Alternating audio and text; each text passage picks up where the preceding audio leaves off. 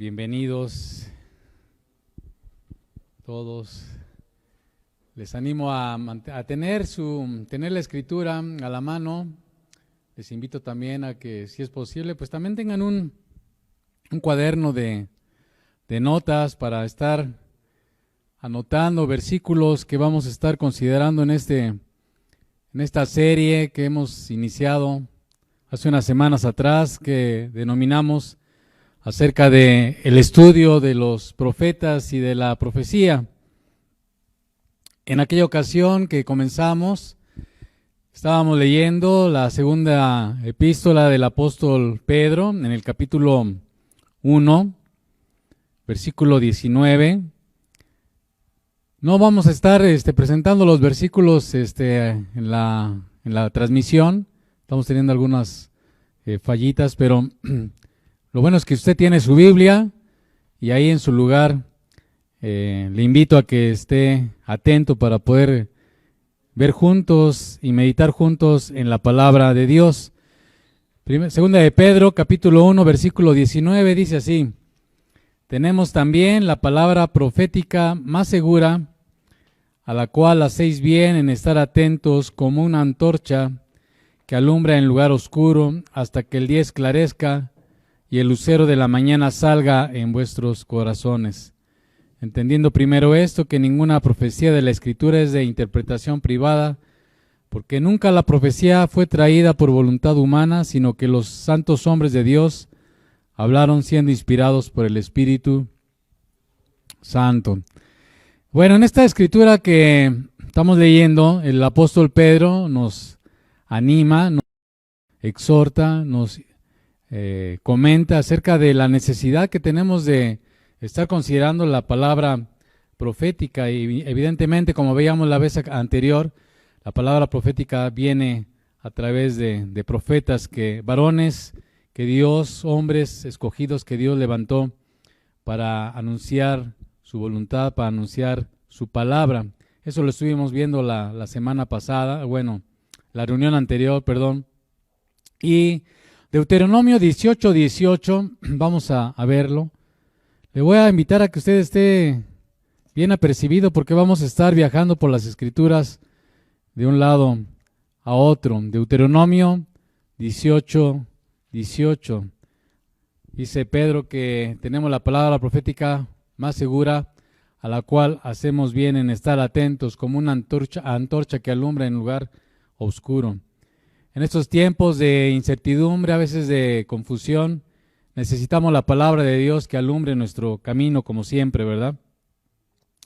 Si usted nos está escuchando, viendo por primera vez, le quiero comentar que durante todos estos estudios vamos a ver la importancia de la Biblia, no solamente desde el punto de vista de lo que produce en la vida de los hombres, sino también la importancia que tiene la Biblia en cuanto al cumplimiento que en ella encontramos de tantas cosas que el Señor tiene para nosotros. Deuteronomio 18:18 dice así Dios a través de Moisés: profeta le levantaré de en medio de sus hermanos como tú, y pondré mis palabras en su boca, y él les hablará todo lo que yo le mandare. Entonces, esta palabra, Moisés está anunciando que Dios mismo se iba a comunicar con su pueblo mediante un profeta. El término profeta, como ya estuvimos viendo en aquella ocasión, significa alguien que habla de parte de otra persona, alguien que está delante de alguien para hablar por parte de otra persona. Hechos 3:22, vamos a ir a Hechos 3:22. En esta escritura encontramos cómo el mismo Pedro también nos hace referencia al cumplimiento de esta escritura que está en Deuteronomio 18:18 y que tiene lugar en la vida de nuestro Señor Jesucristo. Hechos 3:22 dice: porque Moisés dijo a los padres, como acabamos de leer en Deuteronomio 18:18, el Señor vuestro Dios os levantará profeta de entre vuestros hermanos como a mí, a él oiréis en todas las cosas que os hable. Pedro, aquí en esta escritura de Hechos 3, está haciendo referencia a nuestro Señor Jesucristo, que fue enviado, como dice Hebreos capítulo 1, para hablarnos también a nosotros en estos postreros días. Hechos 7:37 También, ahí adelantito, usted búsquelo en Hechos 7:37. Cuando Esteban está dando testimonio ante el pueblo de Dios, dice, este Moisés, toma otra vez Deuteronomio 18:18, este Moisés es el que dijo a los hijos de Israel, y Esteban vuelve a tomar este pasaje de Deuteronomio 18:18. Profeta os levantará el Señor vuestro Dios entre vuestros hermanos como a mí, a él oiréis. Juan 1:45, fíjese, vamos atrás, vamos a estar viajando a través de la Escritura, le repito. A lo mejor usted se me llega a perder un poquito, pero le animo a que sea paciente. Yo voy a tratar de llevar más o menos un ritmo que nos pueda hacer cómodo a todos, pero le invito a que si no alcanza a llegar a la Escritura, lo anote para que usted después lo estudie con calma. Juan 1:45. En esta Escritura, Felipe le comenta a Natanael, uno de los discípulos del Señor que se convirtieron en discípulos del Señor, les dijo Felipe a Natanael, hemos hallado a aquel de quien escribió Moisés en la ley, así como los profetas, a Jesús, el hijo de José de Nazaret. Cuando Felipe está refiriéndole estas cosas a Natanael, él está haciendo referencia a Deuteronomio 18:18. Un dato interesante acerca de los profetas en la historia de Israel es cuando estos hombres hicieron su aparición. Es interesante escudriñarlo a través de las Escrituras. Hay voy a citar, ya lo había citado en nuestro estudio anterior, pero lo voy a volver a citar, en un libro que se titula Reseña crítica de una introducción al Antiguo Testamento. El autor de este libro hace referencia a la aparición de los profetas con el siguiente texto. Este autor dice, a medida que el sacerdocio se profesionalizó cada vez más en su actitud y se tornó más relajado en sus prácticas, como ocurrió por ejemplo con Ofni y Finnes, los hijos de Elí, que estos hombres, cuando usted lee la Escritura, ahorita no estoy citando, pero estos hombres pervirtieron el ministerio sacerdotal. Vuelvo a citar, apareció una nueva categoría de maestros que tuvieron por misión mantener la integridad de las relaciones de pacto en el corazón de Israel. Algunos surgieron de la tribu sacerdotal de Leví, tales como Jeremías y Ezequiel, pero la mayoría provinieron de otras tribus y cierro la cita. Y entonces, como podemos ver, y vamos a ver durante todo nuestro estudio, Dios estuvo levantando hombres que hablaran a nombre del Señor en medio de su pueblo. Esto, sin embargo, no evitó que se levantasen también falsos profetas entre el pueblo. Y también incluso hubo hombres que se levantaron en el nombre del Señor, pero empezaron bien y acabaron mal, como vamos a estar estudiando a través de toda esta serie. Estos hombres que en un momento dado se desviaron del propósito original del ministerio al que el Señor los había llamado, se apartaron motivados por ganancias económicas mal habidas, por algunos amando más el prestigio humano. Jeremías 14:14, vamos a leerlo, por favor. Jeremías 14:14.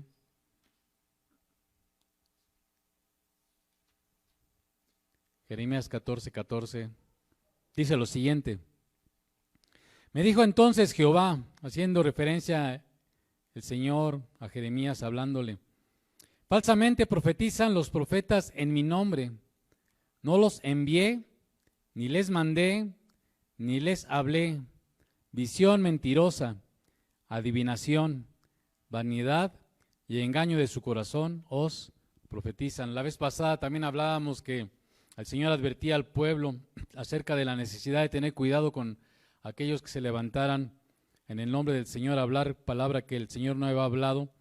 Y como vemos aquí en Jeremías 14:14, era algo que se había vuelto más común de lo que parece. En Primero de Reyes 22:6, Primero de Reyes 22:6,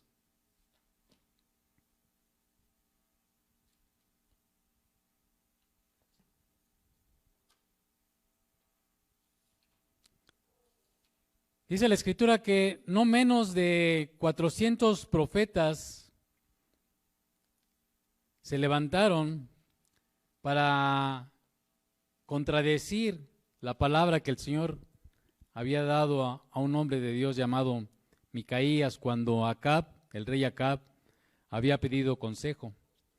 Dice 1 de Reyes 22:6. Entonces el rey de Israel, hablando acerca de Acab, reunió a los profetas como 400 hombres, a los cuales dijo: ¿iré a la guerra contra Ramot de Galad o la dejaré?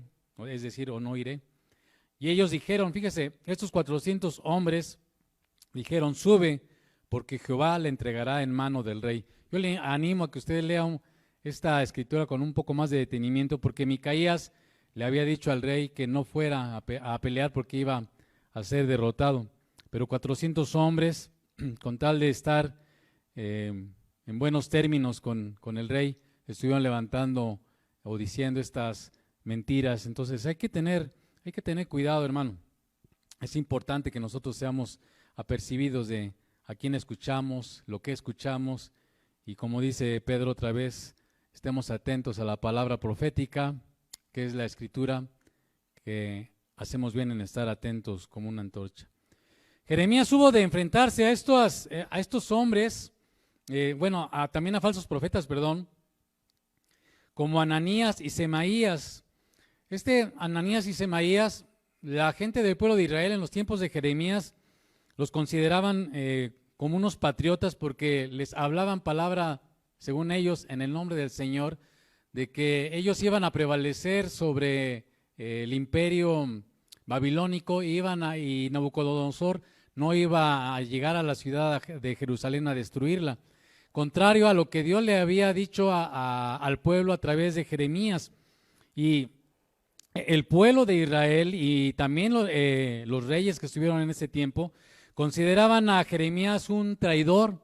Jeremías un hombre que sufrió mucho por causa de que no solamente los reyes sino el pueblo lo consideraba un traidor, porque Jeremías les decía: este es un juicio que viene de parte de Dios y el Señor va a entregar esta ciudad y a ustedes en manos de Nabucodonosor, y ustedes mejor ahora sí que entréguense, ríndanse y sométanse al rey de Babilonia y les va a ir bien. Y entonces cuando la gente oye estas cosas de parte de Dios a través de Jeremías, decían: no, pues es que nada más está aquí atizándonos a que nos acobardemos y que no peleemos, etcétera. No hay que leer Jeremías un poquito más, pero fíjese, voy a leer Jeremías 28 del 15 al 17, porque de verdad que Jeremías sí, como decimos aquí en México, sí la sufrió. Jeremías 28, incluso Jeremías estuvo un tiempo largo ahí en la cárcel, estuvo en un pozo, encerrado, ¿verdad? Lo tenían casi a pan y agua. Jeremías 28, 15 al 17. Entonces dijo el profeta Jeremías al profeta Ananías: ahora, oye, Ananías, Jehová no te envió, y tú has hecho confiar en mentira a este pueblo. Por tanto, fíjese, aquí va a venir un juicio. Siempre hay un juicio, como decía, leíamos o estudiábamos la vez pasada. A través de Moisés Dios le dijo al pueblo que el profeta que fuera hallado como mentiroso tenía que morir apedreado. Eso es lo que dice Deuteronomio. Ya lo estudiamos la vez pasada, pero vuélvalo a estudiar usted en Deuteronomio 18. Pero aquí, pues ahora sí es Dios directamente trayendo un juicio sobre este hombre Ananías. Dice: por tanto, así ha dicho Jehová: he aquí que yo te quito de sobre la faz de la tierra. Morirás en este año, porque hablaste rebelión contra Jehová, y en el mismo año, dice el versículo 17, murió Ananías en el mes séptimo. Este falso profeta, Dios trajo un juicio, y bueno, Jeremías, que sí era un profeta de Dios, como decíamos, en la palabra que el profeta hablaba en el nombre de Jehová cuando se cumpliera, es porque este profeta es un profeta que viene de parte de Dios, y lo que dice el profeta no se cumple, es un profeta mentiroso. Jeremías 29, 30 al 32. Vamos a leer también esta escritura. Por favor, ahí, busque ahí, adelantito está. Y vino palabra de Jehová a Jeremías diciendo: envía a decir a todos los cautivos, fíjese, así ha dicho Jehová de Semaías de Enhelam, porque os profetizó Semaías y yo no lo envié, y os hizo confiar en mentira. Por tanto, así ha dicho Jehová, he aquí yo castigaré a Semaías de Nehelam y a su descendencia. Fíjese hasta dónde llega el juicio de parte de Dios. No tendrá varón que more entre este pueblo, ni verá el bien que haré yo a mi pueblo, dice Jehová, porque contra Jehová ha hablado rebelión. Es una cosa seria, como decíamos también, pues eso me incluye a mí, nos incluye a todos los que hablamos, o a veces decimos que hablamos en el nombre del Señor. Tomar el nombre de Dios en vano es cosa seria, y hablar en el nombre del Señor pues es cosa seria. Yo a través de estos estudios he estado meditando en mí mismo y la importancia de ser serios con el Señor y con lo que nosotros nos paramos a decir en el nombre del Señor. Y la vez pasada yo les decía, es importante que seamos serios y cuidadosos cuando decimos es que Dios dice, ¿no? O Dios me ha hablado, o Dios te dice, porque si no nos dijo Dios, o si no estamos seguros de que Dios nos habló, mejor tengamos cuidado y no abramos nuestra boca. Es mejor decir, bueno, aquí está lo que Dios dice con respecto a esto y en un contexto, pero tener cuidado, tener temor del Señor. Entonces, para resumir, y hablando de los verdaderos y los falsos profetas, porque bueno, yo le invito a que si no estuvo en la reunión anterior, vaya y busque ahí en el catálogo de los videos, busque lo que estuvimos estudiando la vez pasada, porque ahorita estamos así como que haciendo una recapitulación. Pero total, para resumir y distinguir entre un verdadero y un falso profeta, podemos decir lo siguiente. Como dice Deuteronomio 18:22, si se cumple lo que dice o no el profeta, eso ya es una primera señal de que es o no un profeta que viene de parte de Dios. Otra señal importante para distinguir entre un verdadero y un falso profeta es la disposición de ese profeta, no solamente para señalar a lo mejor cosas, digamos, que son paz, que son todo miel sobre hojuelas, sino cuando ese profeta está dispuesto a señalar el pecado aún de él y del pueblo, aún en perjuicio de sí mismo. Un verdadero profeta no solamente va a estar profetizando paz y seguridad. Un profeta en ocasiones va a tener que señalarnos, como vamos a ver, muchos de los profetas hablaban acerca de cuando el pueblo se había desviado, ¿verdad? Y también para distinguir entre un verdadero y un falso profeta, la profecía tiene que concordar con toda la revelación anterior. Y hablando de nosotros, pues toda la revelación anterior pues es esta. O sea, no hay otra revelación fuera de lo que está de Génesis a Apocalipsis. Todo está para nosotros, aquí está escrito. Pero si tuviéramos duda, vamos a ver Jeremías 28:8, ahí donde estaba ahorita. 28:8, dice Jeremías 28:8. Los profetas que fueron antes de mí, dice Jeremías, y antes de ti en tiempos pasados, profetizaron guerra, aflicción y pestilencia contra muchas tierras y contra grandes reinos. O sea, lo que Jeremías estaba hablando en esos tiempos no estaba fuera del contexto de lo que otros profetas como Isaías y otros habían ya hablado al pueblo de Israel. Por causa de su pecado, Dios iba a traer un juicio. Vamos a seguir meditando en otras cosas.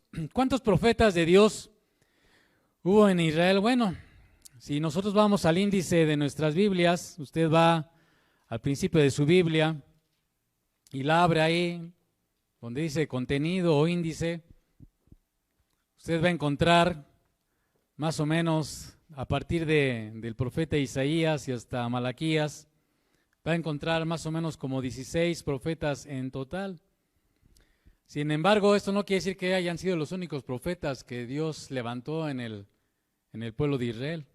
Fueron muchos más, quizás cientos, hombres que ejercieron este ministerio a lo largo de la historia del pueblo, incluyendo Moisés, pero también incluyendo a Samuel y otros hombres de Dios hasta Malaquías.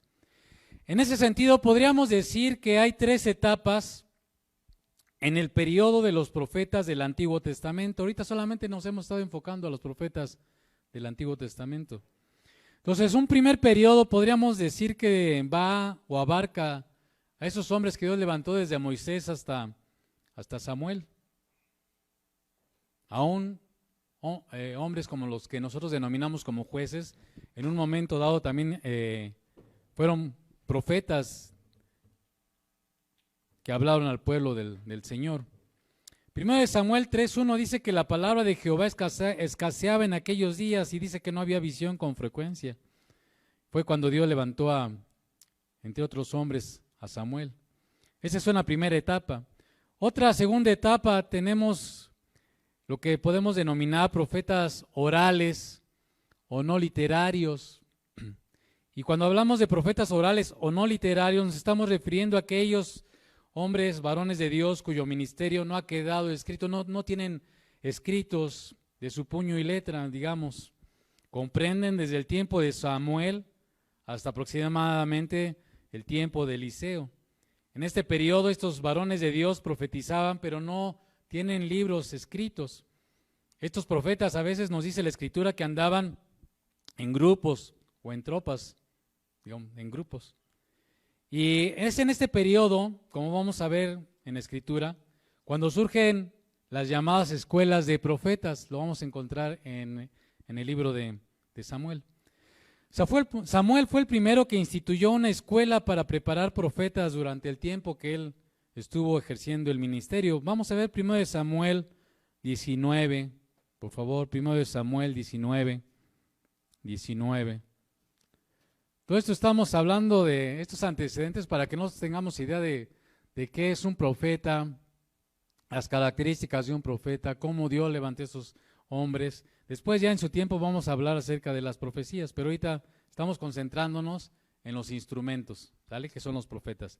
1 Samuel 19 y 20 dice: y fue dado aviso a Saúl diciendo aquí que David está en Naiot, en Ramá. Entonces Saúl envió mensajeros para que trajeran a David, los cuales vieron una compañía de profetas que profetizaban, y a Samuel que estaba allí y los presidía. Y vino el Espíritu de Dios sobre los mensajeros de Saúl, y ellos también profetizaron. Se da cuenta aquí en el versículo 20, dice que Saúl, ¿verdad?, se encontró ahí con una compañía de profetas, y quien los presidía era Samuel. Samuel era un hombre que estaba preparando a otros para que también ejercieran este ministerio. Bueno, la Escritura nos dice que también hubo otras escuelas de profetas que se levantaron en Betel, en Jericó, en Gilgal y en otros lugares. Y eso usted puede buscar ahí, no vamos a leerlo, pero usted puede encontrarlo en 2 de Reyes 2:3, en 2 de Reyes 2:5, 2 de Reyes 4:38 y 2 de Reyes 6:1. Yo le doy las citas, qué bueno que está grabándose la meditación, y pues ahí usted lo busca con calma. Digo, no nos daría tiempo de estar viendo tantos versículos. De estos profetas orales conocemos unos pocos por su nombre, el resto pues la mayoría son anónimos. Por ejemplo, usted ha oído del profeta Natán, este varón de Dios que fue y confrontó al rey David cuando pecó y adulteró y asesinó, ¿verdad? Usted ya lo ha oído, ahí usted puede encontrar esta referencia en 2 Samuel 7, del 4 al 5, dice: aconteció aquella noche que vino palabra de Jehová a Natán diciendo: ve y di a mi siervo David, así ha dicho Jehová, tú me has de edificar casa en que yo more. En esta ocasión, más bien, Dios le está hablando a Natán para que le diga a David que pues, él le da permiso de que prepare todo, pero él no va a construir la casa del Señor. Otro ejemplo, no nos dice esta escritura que está en 1 de Reyes 13, del 1 al 2, no nos dice el nombre del profeta, pero sí nos dice qué es lo que hizo. Dice 1 de Reyes 13, del 1 al 2, he aquí que un varón de Dios, por palabra de Jehová, vino de Judá a Betel, y estando Jeroboam fue un hombre que se levantó, que cuando se separó el pueblo de Israel de la casa de David, cuando fue dividido el reino en los tiempos de Roboam, que era hijo de Salomón, por causa de un juicio que Dios había enviado a Salomón por causa de su idolatría y de haberse apartado del Señor. Este hombre Jeroboam, que lideró esta rebelión, esta división, empezó a levantar un altar para que la gente no fuera a Jerusalén. Y entonces Dios levantó a este hombre, y ese es el contexto de lo que estamos leyendo aquí, que un varón de Dios por palabra de Jehová vino de Judá a Betel, y estando Jeroboam junto al altar para quemar incienso, aquel clamó contra el altar por palabra de Jehová y dijo: altar, altar, así ha dicho Jehová, he aquí que a la casa de David nacerá un hijo llamado Josías. Fíjese, muchos años antes de que esto sucediera, Dios levantó a este hombre, que no nos dice su nombre, para anunciar que iba a haber un descendiente de la casa de David que iba a destruir ese altar. Y hasta dijo el nombre. Eso es interesante. Cuando nosotros vayamos ya viendo después, más adelante, las profecías que Dios ha hablado, las cosas que se han cumplido, vamos a ver lo maravilloso que es nuestro Dios, pues porque nuestro Dios pues no tiene principio ni fin. Él es el mismo ayer, hoy y por los siglos. Él es eterno, Él es omnisciente, omnipresente, Él lo sabe todo. Y entonces vamos a ver cómo Dios tiene todo, ahora sí que en su soberanía tiene todo bajo su control, y no solamente el control de las cosas, sino que aún en su voluntad Él puede decidir qué hacer y cómo hacerlo y con quién hacerlo. Dice, así ha dicho Jehová, aquí que a la casa de David nacerá un hijo llamado Josías, el cual sacrificará sobre ti a los sacerdotes de los lugares altos que queman sobre ti incienso, y sobre ti quemarán huesos de hombres. Bueno, este es un profeta que no nos dice su nombre, pero también usted ya ha oído la historia del profeta Elías, del profeta Eliseo, del profeta Micaías, que acabamos de leer hace rato.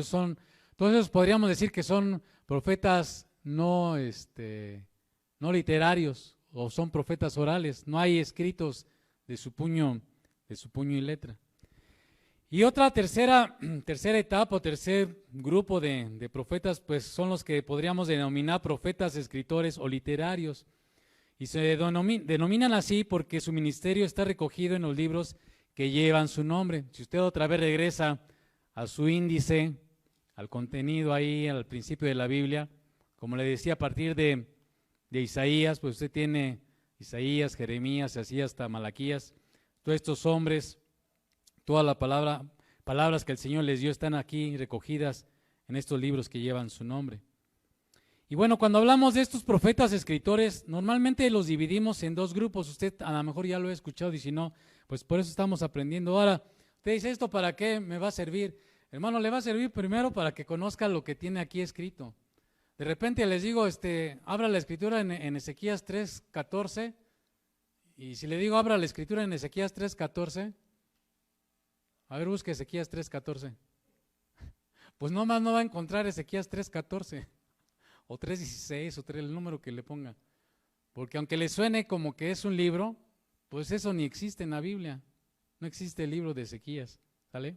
Entonces, es importante, pareciera así que, es mucha información. No, hermano, no es información nada más para llenar nuestra cabeza. Sí es información, pero no es para llenar nuestra cabeza. Es información para formarnos y nosotros tener herramientas y elementos para conocer mejor esta palabra que es vida para nosotros. Amén. Entonces, estos profetas escritores los dividimos en dos grupos: profetas mayores y profetas menores. Ahora, la razón de que se les denomine así no es porque unos sean más importantes que otros, ni porque la calidad de sus profecías sea mejor unas que las otras, ni cosa semejante. Esta distinción entre profetas mayores y profetas menores básicamente se debe a la extensión de sus escritos. Por ejemplo, cuando usted ve el libro de Isaías, Jeremías, Ezequiel, Daniel, son libros que tienen mucha extensión, son libros muy amplios, muy grandes.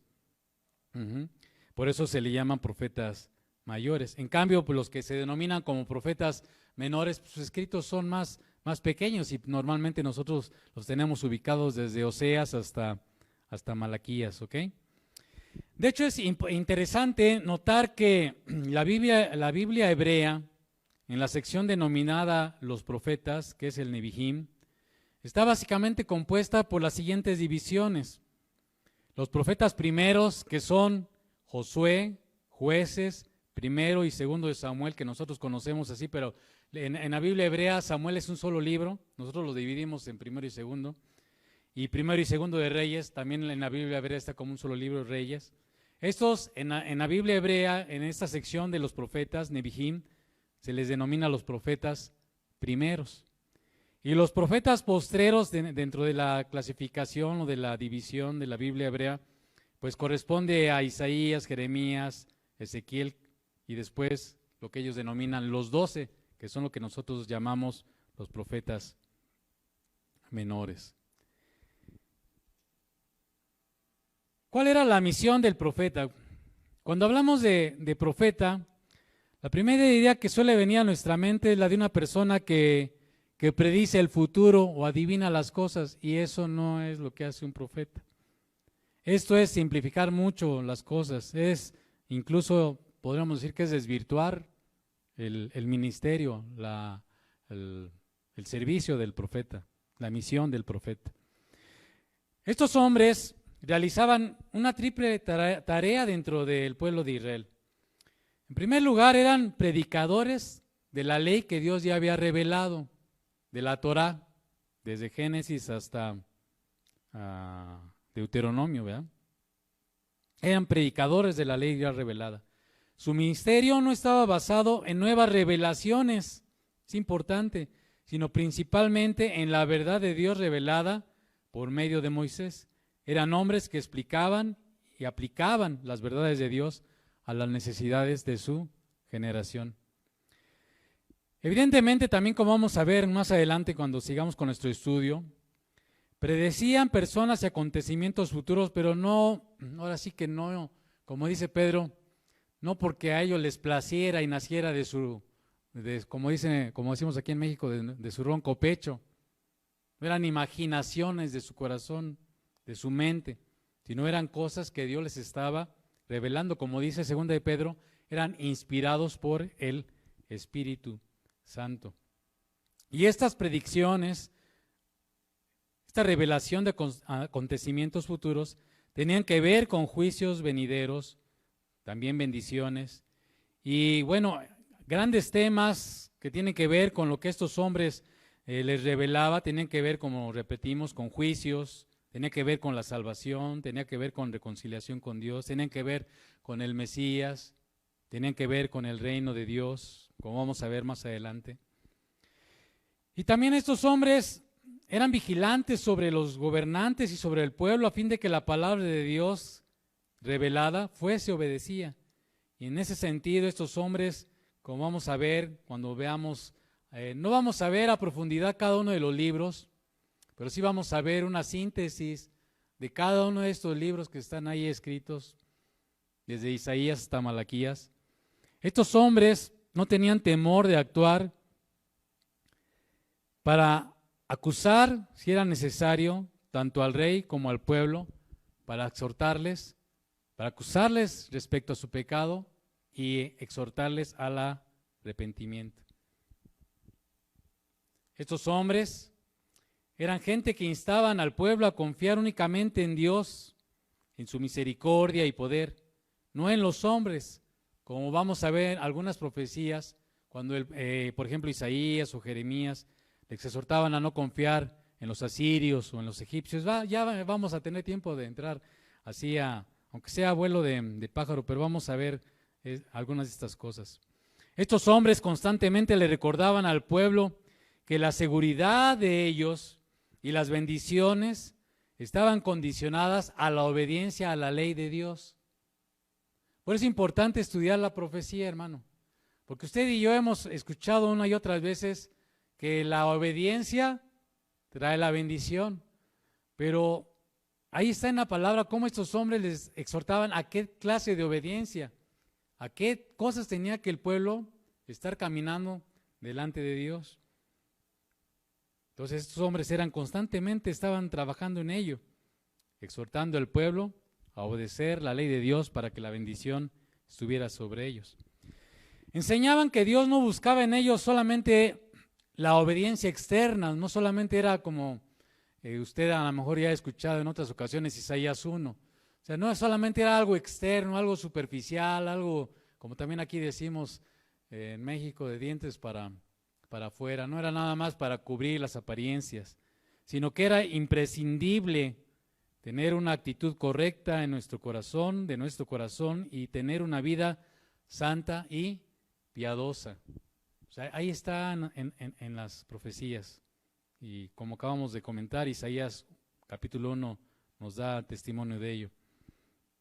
Estos hombres alentaban a Israel respecto al futuro, porque también es importante ver que Dios desde el principio se interesa por el futuro de cada uno de nosotros.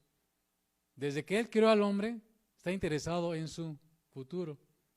Ya lo leímos cuando el Señor le dio esa promesa a Adán y a Eva.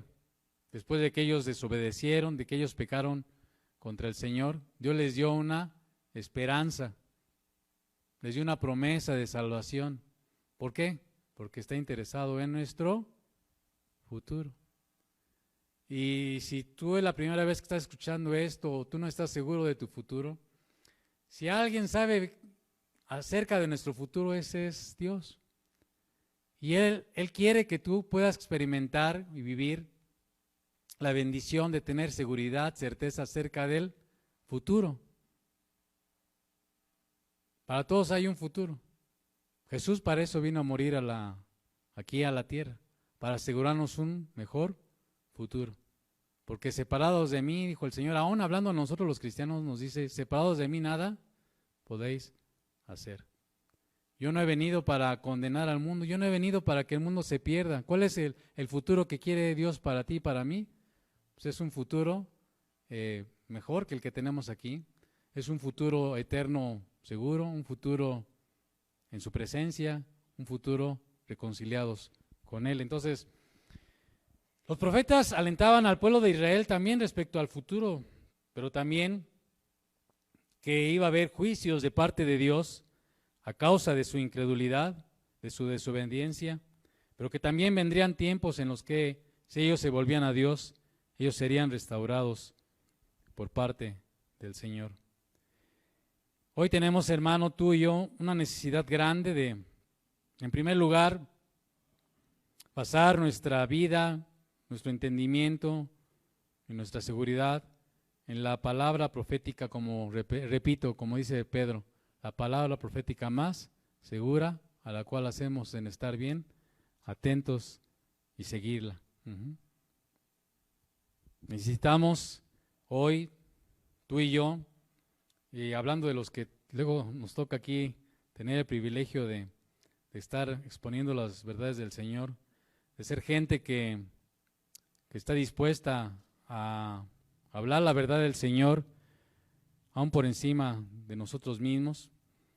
Hay una necesidad grande de que los que hablamos y los que escuchamos aprendamos a confiar únicamente en Dios y obedecer su palabra. Hay una necesidad grande de los que hablamos y de los que escuchamos, de cuidar nuestra actitud cuando escuchamos la palabra de Dios.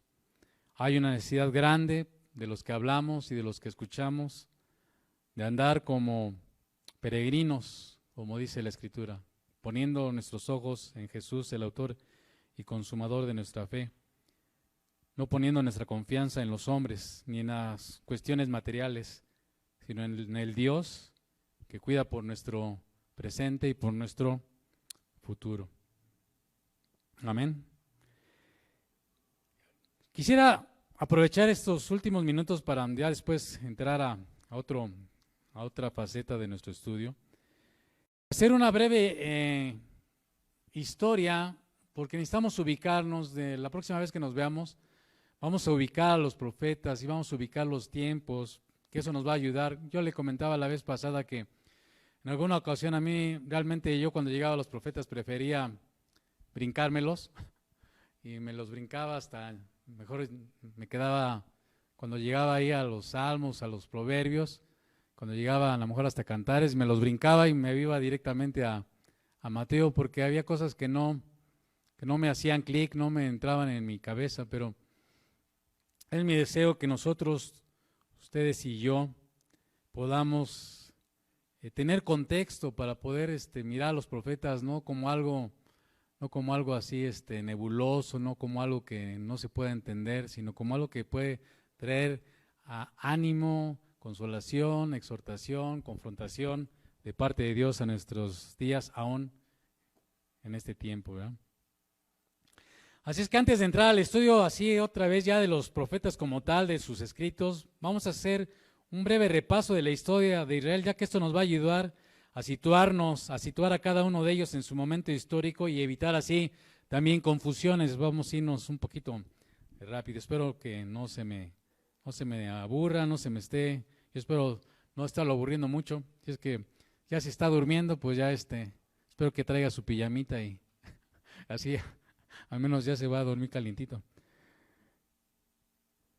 Usted conoce la historia ahí desde el Pentateuco, cómo Dios levantó a un hombre como Abraham, ¿verdad?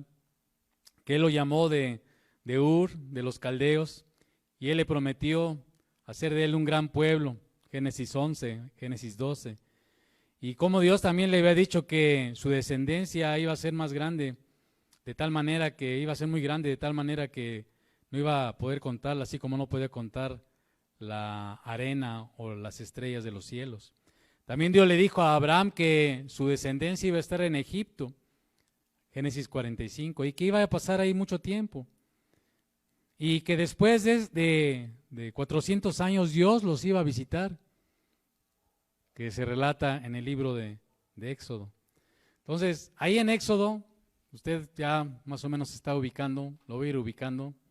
Para eso vaya abriendo su escritura, para que la escritura que tiene usted en su casa. En Éxodo se nos relata cómo Dios levantó a Moisés. Dios lo usó para que el pueblo de Israel, por mano del Señor, fuera liberado. Y los llevó hasta el Sinaí. Y ahí en ese monte, Levítico y parte de Éxodo, nos relata cómo Dios le dio la ley. Y cómo en un sentido ya, digamos, más formal, el pueblo de Israel fue constituido como una nación. Y cómo, si usted lee el libro de Números, va a encontrar que Dios los condujo ahí hasta las puertas de la tierra prometida.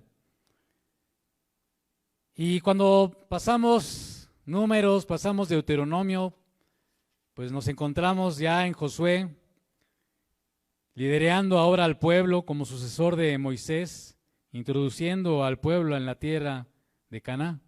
Entonces usted va a encontrar el libro de Josué, ahí donde se relata cómo el pueblo empezó a tomar posesión de la tierra prometida. Va a encontrar en el libro de Jueces cómo el pueblo de Israel estuvo gobernado durante este tiempo que se le denomina de los jueces, y cómo Dios estuvo levantando hombres líderes que estuvieron guiando y ayudando al pueblo a estarse manteniendo fieles al Señor. Uno de esos últimos jueces, ¿verdad?, y profetas fue Samuel. Y eso pues ya nos estamos ubicando ahí, usted me sigue en el primer libro de Samuel, ahí usted va a encontrarse esto que le estoy diciendo. Estamos yendo así como que en vuelo del Concorde, así que estos pasaron muchos años. Y al fin de esta etapa de que Samuel estuvo presidiendo al pueblo, liderándolo, fungiendo como sacerdote y profeta, al final de este tiempo, el pueblo de Israel pide un rey, y a raíz de ello, el Señor levanta a Saúl como primer rey de Israel, y después cuando Saúl desobedece la ordenanza del Señor y es desechado, Dios levanta a David como sucesor de Saúl. Y bueno, usted puede ver ahí en el libro de Primero de Samuel y Primero de Reyes parte de esta historia. Y cómo después de que Dios levantó a David, finalmente Dios levanta a Salomón, y pues este periodo de tiempo pues más o menos abarca como 112 años aproximadamente. Como le decía hace rato, después de que Dios levanta a Salomón como rey, Salomón desobedece al Señor, Salomón se aparta del Señor, y por causa de este pecado de Salomón que está relatado ahí en 1 Reyes 11. Usted puede leerlo con calma en su casa. Dios envía un juicio. Dios le advierte a Salomón que el reino va a ser dividido en dos. Dios va a partir el reino por causa de su rebelión. Y esto da lugar a lo que usted en la Escritura va a encontrar como lo que se denomina el reino del norte, que está compuesto por 10 tribus que fueron lideradas por el rey que acabamos de mencionar hace rato, que se llamaba Jeroboam, y 2 tribus que se quedaron al sur, que se denominan el reino del sur o reino de Judá. El reino del norte también usted lo va a encontrar en las Escrituras como el reino de Israel. Así que cuando usted vayamos leyendo algunas profecías, ahora sí que de los profetas, usted cuando encuentre la palabra Israel, debe de entender que se está refiriendo a esas 10 tribus del reino del norte. Y cuando usted esté escuchando el reino de Judá, o cuando hable de Judá, se va a estar refiriendo el Señor al reino del sur, o a estas 2 tribus que son la de Judá y la de Benjamín. La historia del reino del norte o Israel fue más breve que la de sus hermanos del sur o los de Judá. Más o menos el reino del norte o de Israel duró aproximadamente 200 años hasta que los asirios llegaron para invadirlos y llevarlos cautivos. Mientras que el reino del sur aproximadamente duró 345 años hasta que Nabucodonosor, que presidía el imperio babilónico, los conquistó y también los llevó cautivos. Ambos reinos, tanto el del norte como el del sur, fueron exiliados, fueron llevados cautivos por causa de sus pecados, por causa de su rebeldía. Por eso estos 2 reinos, en ese tiempo que vamos a leer, desaparecieron. Y también usted va a encontrar cómo, en el caso particular del reino del sur, después de 70 años de exilio por parte de los babilonios, ellos regresaron cumpliendo, como vamos a ver en su momento, aquellas promesas que Dios había hablado de que iban a regresar después de estos 70 años. Jeremías, de hecho, lo profetizó así como vamos a verlo. Así es que, como Dios lo profetizó, estos judíos, después de 70 años de estar cautivos, regresaron desde Babilonia hasta su tierra y comenzaron la reconstrucción del templo y después del muro de Jerusalén, como usted lo puede encontrar en los libros de Esdras y de Nehemías.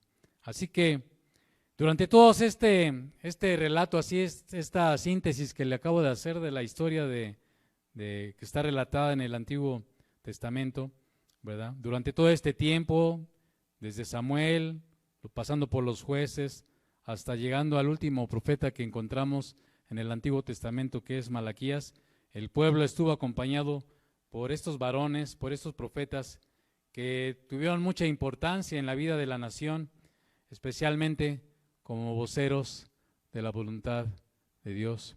Conforme nosotros vayamos adentrando en nuestro estudio de los profetas y de la profecía, vamos a ver que Dios nos da muchas razones para estar confiados de que esta palabra profética es segura. Esta palabra profética es segura. Y hacemos bien en estar atentos a ella. Hay muchas evidencias que nos demuestran que Dios es veraz y todo hombre es mentiroso. Y no solamente vamos a ver esto, no lo vamos a ver con una curiosidad insana, no lo vamos a ver con ojos morbosos y con un interés morboso de, vamos a ver profecías así, cosas así alucinadas. No se trata de ver cosas estrafalarias, ni extravagantes, ni yo soy muy dicharachero, pero sacadas de la manga y cosas ahí locas. Vamos a ver cosas que están conforme a la palabra de Dios Y conforme nosotros vayamos metiéndonos en la palabra de Dios, vamos a darnos cuenta que estas cosas a nosotros nos dan confianza, nos dan seguridad, nos dan esperanza y nos hacen ser cristianos firmes, confiados, de que podemos decir que tenemos esta palabra de parte de Dios y que es útil y nos sirve para prepararnos para toda buena obra.